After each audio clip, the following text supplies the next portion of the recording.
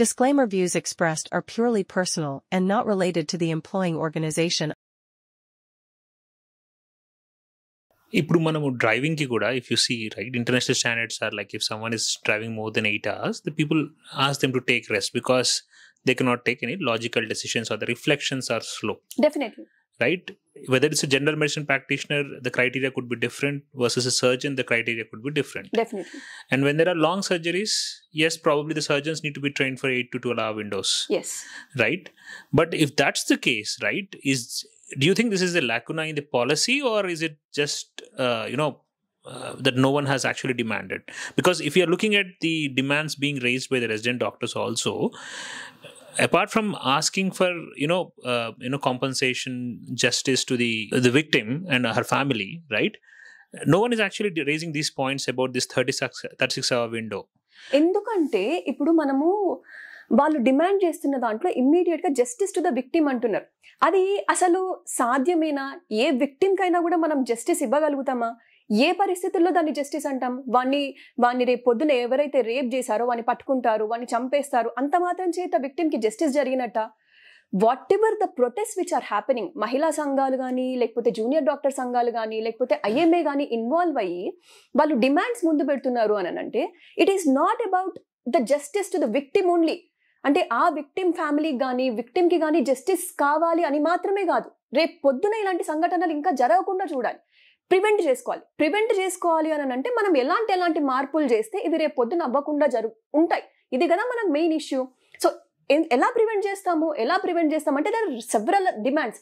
ఇది ఒకటే కాదు, అంటే మెయిన్ గా మనకి వినపడుతున్న డిమాండ్ ఇమ్మీడియట్ గా వీ వాంట్ జస్టిస్ అంటే ఆ జస్టిస్ లో కావాల్సింది ఏంటి అంటే మళ్ళీ మనకు ఒక 6-7 పాయింట్స్ ఉన్నాయి వాళ్ళు డిమాండ్స్ ముందు పెట్టిన పాయింట్స్ లో.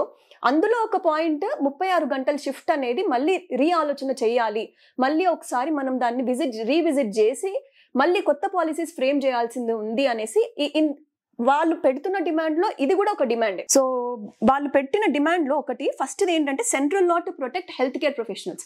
సో ప్రస్తుతానికి ఏదన్నా డాక్టర్ పైన వైలెన్స్ జరిగితే మనం కోవిడ్ టైంలో చూసాం, చాలా వరకు పేషెంట్స్ అగ్రెసివ్ అయిపోయి డాక్టర్లని కొట్టి, అంటే అలాంటి సందర్భాల్లో కూడా డాక్టర్లు ఏం చేయలేకపోయారు.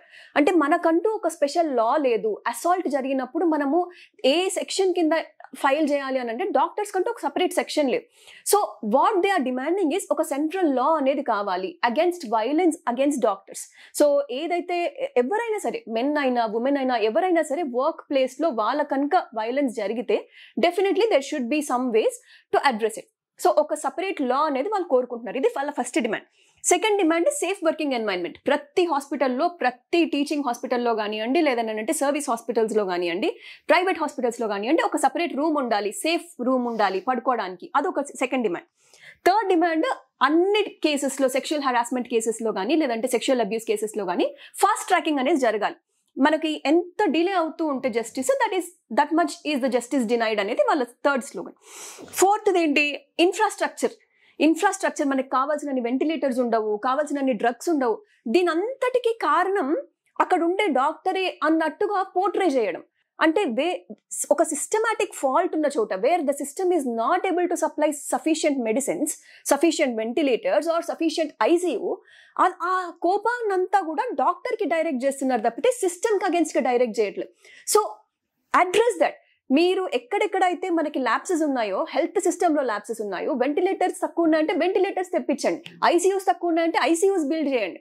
మెడిసిన్స్ ఎందుకు అవైలబిలిటీలో లేవు అంటే ఎసెన్షియల్ డ్రగ్స్ అని మనం లిస్ట్ రాసుకున్నాం.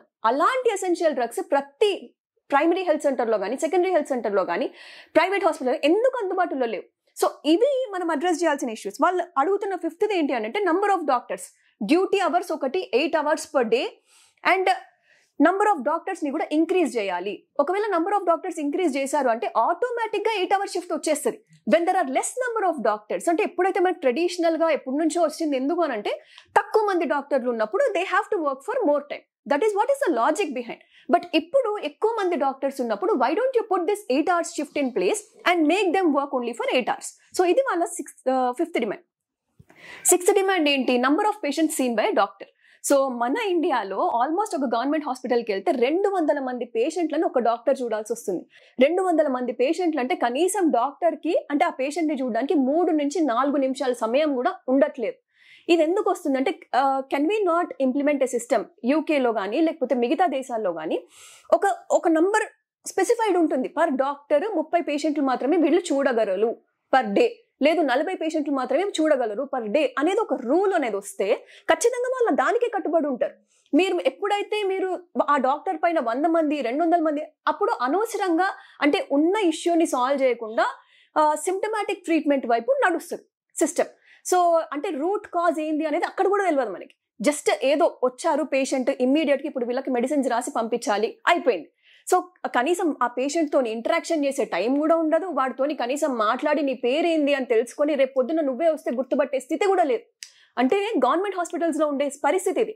ప్రైవేట్ హాస్పిటల్స్లో వేరే వాళ్ళు లిమిట్ పెట్టుకుంటారు, కొంతమంది లిమిట్ పెట్టుకుంటారు, కొంతమంది లిమిట్ పెట్టుకోరు, అది సరే. బట్ గవర్నమెంట్ హాస్పిటల్స్లో why don't you restrict this many patients, ఇంతమంది డాక్టర్లు ఉన్నారా, ఇంతమంది పేషెంట్లని ఈ డాక్టర్ చూడాలి.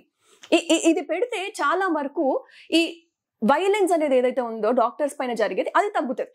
when you limit the number of patients to the doctors. మనకు డాక్టర్స్ అవైలబుల్ ఉన్నారు బట్ స్టిల్ వాళ్ళకి ఎంప్లాయ్మెంట్ అనేది లేదు. 1500 పోస్టులు అనౌన్స్ చేస్తే 700 మంది డాక్టర్స్ మాత్రమే ఫిల్ అయ్యారు. ఎందుకు మిగతా 700 మంది పోస్టులు ఎందుకు ఫిల్ అవ్వలేదు అని అంటే because of the salaries that are very less. అంటే ఇంకా అసలు కంపారిటివ్ గా మనం ఒక 10 సంవత్సరాలు మేము కష్టపడి మెడిసిన్ చేసి పోస్ట్ గ్రాడ్యుయేషన్ చేసి సీనియర్ రెసిడెన్సీ చేసి ఆల్మోస్ట్ ఒక 15 సంవత్సరాలు పడుతుంది ఒక కంప్లీట్ డాక్టర్ అవ్వడానికి. ఇంత కంప్లీట్ డాక్టర్ అయిన తర్వాత వాడు ఇచ్చే బేసిక్ సాలరీ ఎంత అంటే 86,000. ఈ 86,000కి వాళ్ళు పెట్టిన లోన్స్ ఏమవ్వాలి, వాళ్ళ ఇంట్లో పరిస్థితి ఏమవ్వాలి, మళ్ళీ స్టైపెండ్స్ స్టైపెండ్స్ అనేవి ఉంటాయి మనకి జూనియర్ రెసిడెన్సీ టైంలో, సీనియర్ ఒక్క రోజు కూడా టైంకి రావు. దానికి కూడా ప్రొటెస్ట్ చేయాల్సిందే. డాక్టర్లు టైంకి రావాలంటే ప్రొటెస్ట్ చేయాల్సిందే.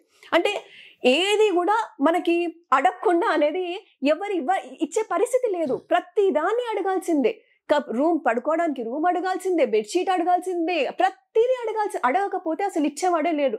కనీసం మనకు ఉండే స్టైపెండ్ ఏదైతే ఉందో అంత పని చేస్తున్నాము, 36 గంటలు డ్యూటీ చేస్తున్నాం, కనీసం స్టైపెండ్ అన్న టైంకి ఇస్తున్నారా, టైంకి పడుతున్నాయని ఎవరైనా అడుగుతున్నారా? అన్లెస్ మళ్ళీ చూడా డాక్టర్ ప్రొటెస్ట్ అయితే తప్పితే మనకి టైంకి స్టైపెండ్లు అనేవి పడట్లేదు. అది కూడా వాళ్ళ స్టైపెండ్లు ఎంత 40,000 50,000.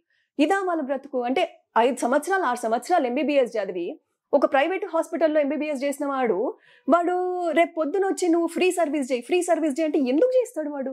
నువ్వు గుంజుకుంటుందేమో వాడి దగ్గర కోట్ల కొద్ది రూపాయలు గుంజుకుంటున్నావు. నువ్వు ఎంబీబీఎస్ చేసినప్పుడు పీజీ చేస్తున్నప్పుడు లాగుతున్నావు వాడి దగ్గర నుంచి. రేపు పొద్దున నువ్వు నిస్వార్థంగా పనిచేయి, నువ్వు సేవ చేయి దేశానికి అని అంటే ప్రైవేట్ హాస్పిటల్లో పనిచేసినప్పుడు ప్రైవేట్ కాలేజ్లో చదువుకున్నప్పుడు వాళ్ళు ఎందుకు సేవ చేస్తారు?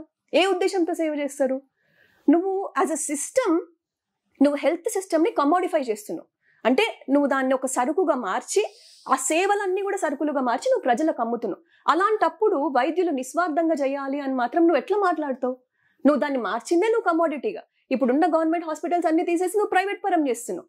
జెనరిక్ డ్రగ్స్ అన్ని పక్కన వెళ్ళిపోయినాయి, మొత్తం అన్ని ప్రైవేట్ కంపెనీస్ వచ్చినాయి, ఫార్మసిటికల్ కంపెనీస్ అన్ని ప్రైవేట్ పరం అయిపోయినాయి. అంటే నువ్వు ఇప్పుడు ఇమ్మీడియట్ గా మనకి ఇప్పటికిప్పుడు ఎవరికైనా హార్ట్ అటాక్ వచ్చినా కూడా యశోదాకో లేకపోతే అపోలోకో లేకపోతే ఇంకొక హాస్పిటల్కో తీసుకెళ్ళిపోతే బతుకుతారు అన్న ఇది జనాల్లోకి నువ్వు తీసుకెళ్ళినావు. గవర్నమెంట్ హాస్పిటల్కి తీసుకెళ్తే నువ్వు చచ్చిపోతావు. అంటే అసలు కోవిడ్ టైంలో ఎట్లా ఉండేది పరిస్థితి? గాంధీ హాస్పిటల్కి వెళ్ళు నాయన అంటే నేను వద్దు, నేను ఇక్కడే చచ్చిపోతా, అక్కడికి పోయి చచ్చిపోను అన్న పరిస్థితి నువ్వు జనాల్లోకి తీసుకెళ్ళను. ఎందుకు ఇలాంటి పరిస్థితి వచ్చింది? Corporatisation of health sector. అంటే ఈ కార్పొరేటైజేషన్ ఆఫ్ హెల్త్ సెక్టర్ ఎంత ఇదిగా జరిగింది అని అంటే మొత్తం అంటే ఈ సర్వీస్ మోటో అనేది దాంట్లో నుంచి మొత్తం సారమంతా తీసేసి కంప్లీట్ గా నువ్వు దాన్ని ఒక కమోడిటీ అనేలాగా చేసేసినావు. నువ్వు ఎట్లా అయితే పెన్ను కొనుక్కుంటావో, ఎట్లా అయితే బుక్ కొనుక్కుంటావో, ఎట్లా అయితే నువ్వు సినిమాకి పోయి డబ్బులు స్పెండ్ చేసి వస్తావో, ఇప్పుడు నువ్వు హాస్పిటల్కి వెళ్ళినావు అని అంటే నువ్వు డబ్బులు ఇస్తున్నావు. నేను హోటల్ స్టైల్ ఒక టీవీ ఉన్న రూమ్ ఎక్స్పెక్ట్ చేస్తాం. అంటే పేషెంట్ స్థితి ఎట్లా మారిపోయిందంటే like he's a consumer, he's not anymore a patient. ఆ కన్జ్యూమర్ అనే దగ్గరకు వచ్చేసప్పటికి ఏమవుతుంది అని అంటే ఒక స్వార్థపూరితమైన ఇది వస్తుంది. నేను డబ్బులు ఇస్తున్నా కదా, నువ్వు సేవ ఎందుకు చేయవు అని అంటే అక్కడ ఉండే పరిస్థితి వాడికి అర్థం కాదు, వాడి హెల్త్ స్థితి ఏంటో వాడికి అర్థం కాదు, అక్కడ ఉండే ఎసెన్షియల్ డ్రగ్స్ ఏంటి అవి ఉన్నాయా లేవా వాడికి అర్థం కాదు. నేను డబ్బులు ఇస్తున్నా, నువ్వు నాకు ఇది ప్రొవైడ్ చేస్తావా లేదా, ఇంతవరకే వాడి ఆలోచన. ఎప్పుడైతే నువ్వు ఆ సర్వీస్ మోటో అనేది ఈ హెల్త్ ప్రొఫెషన్ నుంచి బయటకు తీసి లాగి పడేస్తున్నావో అప్పుడు ఆబ్వియస్ గా నీకు ఇవన్నీ వస్తాయి. సో ఈ కమోడిఫికేషన్ అనేది ఏదైతే ఉందో దీన్ని మనం అడ్రస్ చేయాలి. ఇది సిస్టమాటిక్ గా జరుగుతుంది, it's not a one time incident. So దీన్ని మనము ఇమీడియట్ గా అడ్రస్ చేయాల్సిన అవసరం ఒకటి ఉంది. అండ్ హెల్త్ కేర్ స్పెండింగ్ ఎంత? మన జీడిపిలో 2% కూడా లేదు. ఇప్పటి వరకు ఎన్నో ఆర్గనైజేషన్స్, ఎన్నో ఎన్జిఓస్, లేకపోతే ఎవరెవరైతే పాలసీస్ ఫ్రేమ్ చేస్తున్నారో ప్రతి ఒక్కరు రిప్రజెంటేషన్ ఇచ్చున్నారు గవర్నమెంట్ కి, హెల్త్ కేర్ స్పెండింగ్ అనేది ఇంక్రీజ్ చేయండి, 2% మనకు సరిపోదు. వేరాజ్ మీరు యుద్ధానికేమో లేకపోతే వార్ జరిగేటప్పుడు ఉండే సైన్యానికేమో 5%, 6% ఇస్తున్నారు. బేసిక్ హెల్త్ అనేది ఒక మనిషికి బేసిక్ నీడ్ కదా, దానికి మాత్రం మీరు 2% ఎందుకు ఇస్తున్నారు? దాన్ని ఇంక్రీజ్ చేస్తే ఆటోమేటిక్ గా పబ్లిక్ హెల్త్ కేర్ స్పెండింగ్ అనేది పెరుగుతుంది. గవర్నమెంట్ హాస్పిటల్స్ లో మీరు పెట్టండి, డబ్బులు పెట్టి సర్వీస్ ఇంప్రూవ్ చేయండి, డాక్టర్స్ కి సాలరీస్ ఇంప్రూవ్ చేయండి on par with other professions. వేరే ఇప్పుడు యూజువల్ గా డాక్టర్ టెండెన్సీ ఎట్లా ఉంటుంది అని అంటే, చిన్నప్పుడు బాగా చదివే వాళ్ళు యూజువల్ గా డాక్టర్ అవుతారు, అంత బాగా చదవని వాళ్ళు ఇంజనీర్లు అవుతారు. ఇది మన middle class mind set. So even ఆ డాక్టర్ అనేవాడికి కూడా ఎట్లా ఉంటుందంటే, లోపల నేను మా క్లాస్లో అందరికంటే బాగా చదువుతా కాబట్టి నేను డాక్టర్ అయినా అన్న ఫీలింగ్ వాడుకుంటాడు. కానీ వాడు ఒక్కసారి ఎంబీబీఎస్ ప్రొఫెషన్లోకి ఎంటర్ అయిన తర్వాత వాడు ఎంతకాలం చదువుతూనే పోతుంటాడు, అంటే ఆల్మోస్ట్ ఒక 10 years వరకు వాడు చదువుతూనే పోతుంటాడు. ఇక్కడ ఆల్టర్నేట్ గా వీడి కౌంటర్ పార్ట్ ఇంజనీర్ అనేవాడిని తీసుకుంటే సేమ్ ఆల్మోస్ట్ ఈక్వల్ మార్క్స్ వచ్చో లేకపోతే ఆల్మోస్ట్ సిమిలర్ కంపాటబిలిటీ ఉన్న వాళ్ళని తీసుకుంటే వాడు 4 సంవత్సరాల్లో 10 లక్షల ప్యాకేజ్ తీసుకుంటున్నాడు, లేదు 20 లక్షల ప్యాకేజ్. అంటే వాడి బ్రెయిన్ కి తగ్గట్టుగా వాడికి రెమ్యునరేషన్ అనేది వస్తుంది. సో ఆటోమేటిక్ గా కంపారిజన్ అనేది వచ్చేస్తుంది డాక్టర్ కి. వీడేమనుకుంటున్నాడు, అరే నేను ఇంత చదివినా నాకు ఇంత తెలివి ఉంది అయినా సరే నాకు కంపెన్సేషన్ రావట్లే, అంటే నాకు సరైన గుర్తింపు రావట్లే, ఆర్థికంగా నేను మా వాడికంటే నేను వెనుకబడే ఉన్నా. నువ్వు ఆల్రెడీ సర్వీస్ అనేదాన్ని తీసేసినావు, దాంట్లోకి వెళ్ళి కనీసం వీడికి ఆ సంతృప్తి అయినా ఉంటుందా, ఆర్థిక పరమైన సంతృప్తి అయినా నువ్వు వాడికి ఇస్తున్నావా, అది కూడా ఇవ్వట్లేదు. సో ఇప్పుడు వాడికి ఏమవుతుంది, సొసైటీలో ఒక కన్ఫ్యూజన్. ఇటువైపు చూస్తేనేమో వాడి ఫ్రెండ్ ఏమో నెలకు 1 లక్ష రూపాయలు సంపాదిస్తున్నాను అంటాడు, వాడికి పెళ్ళైపోతుంటది, పిల్లలు అంటుంటారు, వాళ్ళ ఫ్యామిలీ ఎస్టాబ్లిష్ అవుతుంటది, వాళ్ళు ఒక ఇల్లు కొనుక్కుంటారు. అంటే ఇదంతా వాడికి ఒక కంపారిజన్ మార్క్ లాగానే ఉంటది కదా. అప్పటి వరకు 10th class లో చదివిన ఎవరైతే ఫ్రెండ్ ఉన్నారో వాడికి ఇదే ఉంటది బ్రెయిన్ లో. ఇప్పుడు వీడేమో ఎంబీబీఎస్ చేసినా కూడా వాడికి ఇంకా శాలరీ లేదు, పీజీ చేసిన వాడికి ఇంకా శాలరీ లేదు, రెసిడెన్సీ చేస్తున్నా వాడు ఇంకా స్టైపెండ్ కోసం ఎదురు చూడాల్సిందే. సో ఇలాంటి పరిస్థితి ఎందుకు కల్పించాలి మనం డాక్టర్స్ కి? మనము యాజ్ ఎ సమాజం మనం వాళ్ళకి ఎంతవరకు న్యాయంగా వాళ్ళకి కావాల్సింది మనం ఇవ్వగలుగుతున్నాం, అది మనం ఆలోచించాల్సిన సమయం.